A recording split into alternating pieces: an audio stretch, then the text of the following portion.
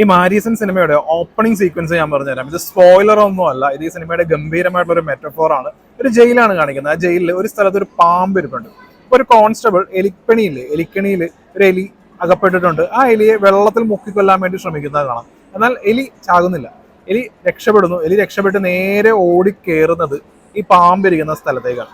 അപ്പൊ ഈ ഒരു മെറ്റഫോറാണ് ഈ സിനിമയിലെ പ്രധാനപ്പെട്ട എല്ലാ ക്യാരക്ടേഴ്സും. നമ്മൾ മെയിൻ ആയിട്ടുള്ള വടിവേലു അല്ലെങ്കിൽ ഫഹദ് ഈ ക്യാരക്ടർ മാത്രമല്ല, ഇതിൽ വരുന്ന ബാക്കിയുള്ള ക്യാരക്ടേഴ്സിന്റെ എല്ലാം സിറ്റുവേഷൻസ് നമ്മൾ നോക്കുകയാണെന്നുണ്ടെങ്കിൽ ഈ ഒരു മെറ്റഫോർ നല്ല ഭംഗിയായിട്ട് ഇവർക്കെല്ലാം ആപ്റ്റ് ആവുന്നത് കാണാം. അതാണ് ഈ സിനിമയുടെ മെയിൻ ആയിട്ടുള്ള കഥ എന്ന് തന്നെ പറയാം.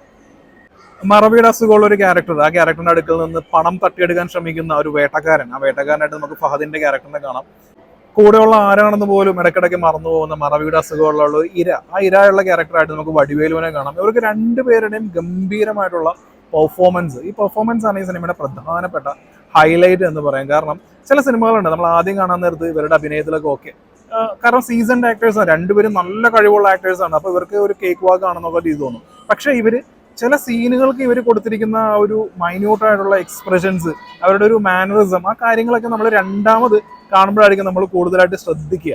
അപ്പോൾ അങ്ങനെയുള്ള ഒരു കൈൻഡ് ഓഫ് ഫിലിമായിട്ട് എനിക്ക് തോന്നി. കാരണം എന്താണെന്ന് വെച്ചിട്ടുണ്ടെങ്കിൽ ഈ സിനിമയിൽ ചില നേരങ്ങളിൽ ഇത് ഈ ക്യാരക്ടർ എന്താണ് ഈ രീതിയിലുള്ള ഒരു മൈന്യൂട്ടായുള്ള എക്സ്പ്രഷൻ ഉണ്ടെങ്കിൽ ഇങ്ങനെ പോകുന്നത് എന്താണ് എന്നുള്ളൊരു തോന്നൽ സ്വാഭാവികമായിട്ട് എനിക്കുണ്ടായിരുന്നു. പിന്നീട് അത് ഓരോ ലെയറായിട്ട് പിന്നെ ഇത് ഓപ്പൺ ആകുമ്പോഴാണ് നമുക്കത് മനസ്സിലാവുന്നത്. അപ്പോൾ ആ കൈൻഡ് ഓഫ് പെർഫോമൻസ് ആണ് ഇതിൽ രണ്ടു പേർക്കും ഉള്ളത്.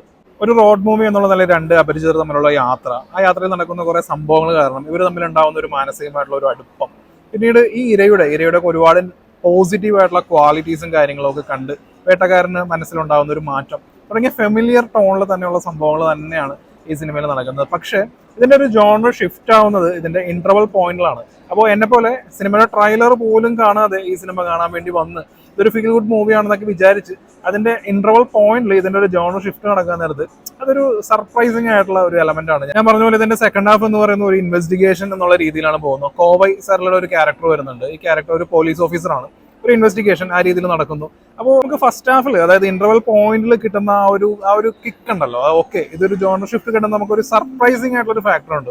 ആ ഫാക്ടർ തുടർന്ന് അങ്ങോട്ട് കിട്ടുന്നില്ല എന്നുള്ളതാണ് ഈ സിനിമയുടെ പ്രധാനപ്പെട്ട നെഗറ്റീവ് എന്ന് പറയുന്നത്. കാരണം നമ്മൾ ഒരുപാട് തമിഴ് സിനിമകളിൽ കണ്ട സ്ഥിരം ടെംപ്ലേറ്റ് ആയിട്ടുള്ള കാര്യങ്ങൾ തന്നെയാണ് വീണ്ടും നടക്കുന്നതും സ്ക്രീനിൽ വരുന്നതും എല്ലാം. നമുക്ക് വേണമെങ്കിൽ എല്ലാം നമുക്ക് A to Z സിമ്പിൾ ആയിട്ട് ഊഹിച്ചെടുക്കാം എന്നുള്ള രീതിയിലാണ് പിന്നീട് അങ്ങോട്ട് എല്ലാം പോകുന്നത്. ഇപ്പൊ 2 സീസൺഡ് ആയിട്ടുള്ള ആക്ടേഴ്സ് ഉണ്ട്.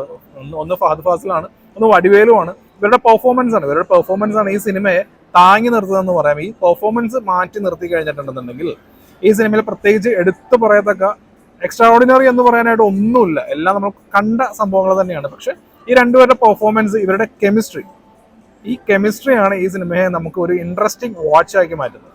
ഇനി പടം കാണാത്തവരുണ്ടെന്നുണ്ടെങ്കിൽ തുടർന്ന് കാണണമെന്നില്ല. ഞാൻ പറയാൻ പോകുന്ന കാര്യമൊക്കെ സ്പോയിലേഴ്സ് ആയിരിക്കും. അതായത് ഇതുപോലുള്ള സിനിമകൾ, ഇതുപോലുള്ള ടെംപ്ലേറ്റ് വിജിലാൻഡ് സിനിമകൾ വരുമ്പോൾ എന്തുകൊണ്ട് നായകൻ ഒരു നല്ല ക്യാരക്ടർ ആയിരിക്കണം? അതായത് നായകൻ എന്ന് ഞാൻ ഉദ്ദേശിക്കുന്നത് പ്രധാനപ്പെട്ട ക്യാരക്ടറാണ്. ഈ മെയിൻ ക്യാരക്ടേഴ്സ് എപ്പോഴും നല്ല ആളുകളായിരിക്കണം. അല്ലെങ്കിൽ അവരൊരു മോട്ടീവ് എന്നുള്ളത് പറയുന്നത് സമൂഹത്തിന്റെ നന്മ, ആ രീതിയിലൊക്കെ തന്നെ വേണം എന്നൊന്ന് നിർബന്ധം പിടിക്കുന്നത് എന്തുകൊണ്ടാണെന്ന് എനിക്ക് മനസ്സിലാവുന്നില്ല.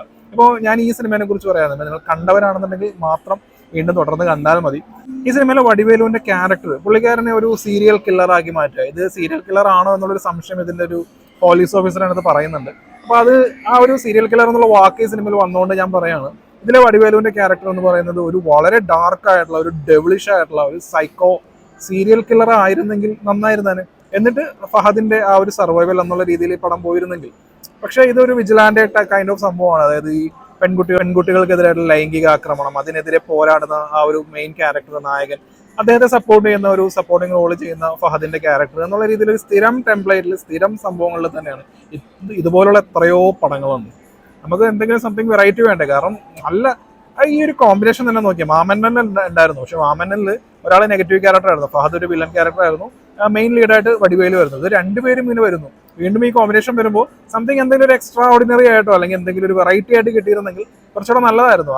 ആ രീതിയിൽ നോക്കിയാൽ മാരീസൺ ഒരു ചെറിയ ഡിസപ്പോയിന്റ്മെന്റ് ആണ് എന്ന് പറയാം. പക്ഷേ ഈ മാരീസൺ എന്ന് പറയുന്ന ടൈറ്റിൽ അറിയാലോ, മാരീജൻ എന്ന് പറയുന്ന ആ വേഷം മാറി വരുന്ന ആ രീതിയിലൊരു ക്രിയേറ്റിവിറ്റിയും കാര്യങ്ങളൊക്കെ ഈ സിനിമയിൽ ഉണ്ട്. പക്ഷേ പടം കഴിഞ്ഞിറങ്ങുമ്പോൾ ഈ ക്രിയേറ്റിവിറ്റിയും കാര്യങ്ങളൊക്കെ ഉണ്ടായിട്ടും നമുക്കൊരു തൃപ്തിയില്ലാത്ത ഒരു അനുഭവം ഉണ്ടല്ലോ, ആ അനുഭവമാണ് ഈ മാരീസൺ നൽകുന്നത്. അതാണ് ഒരു പ്രധാന പ്രശ്നമായിട്ട് എനിക്ക് ഫീൽ ചെയ്തത്.